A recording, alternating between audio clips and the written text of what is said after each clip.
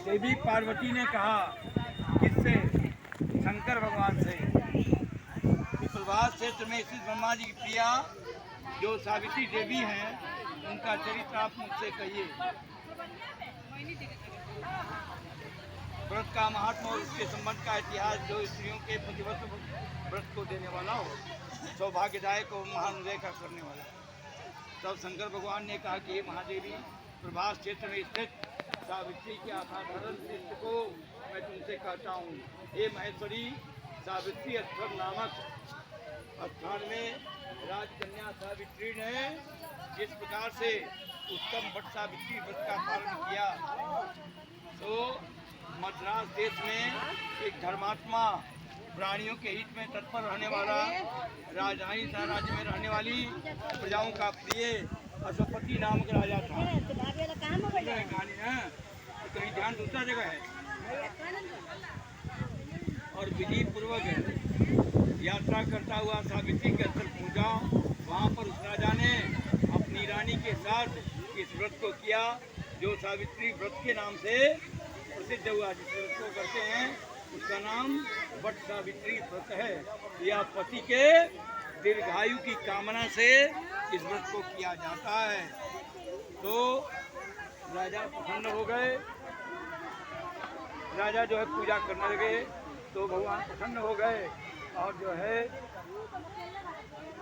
राजा के घर में वही सावित्री जिसकी पूजा करते हैं वो जन्म ली। तो राजा ने ब्राह्मणों की आज्ञा से अपनी उस कन्या का नाम सावित्री रखा और सावित्री धीरे धीरे सयाना हो गई। इतने गुण से संपन्न थी कि जो है उसके पिता सोच में पड़ गए कि मैं यह कन्या इसके साथ विवाह यह सोच करके और अपनी कन्या को बुला करके कहा कि तुम अपना स्वयं वर विचार करो। और सावित्री जो है मंत्रियों के साथ गई और वहाँ एक जो है सत्यवान नामक वर से विवाह कर लिया। अच्छा ये जजमानी वर से विवाह तो कर लिया, अब विवाह हो जाता है। जब उसी समय नारद जी आते हैं और कहते हैं सत्यवान का आयु केवल जो है सत्यवान का आयु केवल 1 वर्ष है। यह जो है बहुत आकर्षक होगी, परंतु बोली कि चाहे 100 वर्ष हो या 1 दिन हो, मैं जो है इन्हीं के साथ विवाह हो जाता है। अब जो है धीरे धीरे समय व्यतीत होता है।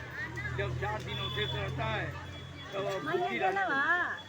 अब जब मरण का दिन जिस दिन आता है, सत्यवान कहता है कि भाई तुम लाओ कुल्हाड़ी और रस्सी दो, हम लकड़ी काटने जा रहे हैं। हम पति के साथ पीछे हो जाती है, पति के साथ पीछे हो जाती है और जो है चलने लगती है।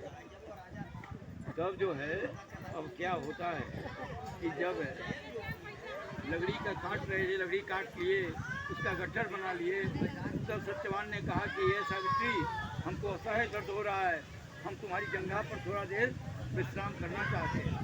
ठीक है, विश्राम कीजिए। अब जान पर मांस जो है जैसे रखते हैं, उसी समय वहाँ यमराज प्रकट हो गए। यमराज कहते हैं, यमराज आकर के और जब खड़े होते हैं तो सावित्री तो पतिव्रता थी, बोली कि आप कौन हैं, आप किस लिए यहाँ आए हैं? बोलिए कि हम तुम्हारे पति के आयु पूर्ण हो गया है, उसको ले जाने के लिए आए हैं। ठीक है, ले जाइए। अब जो है उसका प्राण गुस्सा मार प्राण को लेके और चल देते हैं। कहाँ चल देते हैं? यमलोक में। तो वहाँ से जहाँ से लौट के नहीं आता है। यह देख करके बहुत जो है घोर चिंता में पड़ जाती है, लेकिन पीछे पीछे उनके साथ हो जाती है। अब जो है यमराज कहते हैं तुम मत जाओ, वहाँ केवल मरा हुआ प्राणी जाता है और तुम जीवित अवस्था में नहीं जा सकती। लेकिन वो नहीं मानी, वो पीछे पीछे चलने लगी।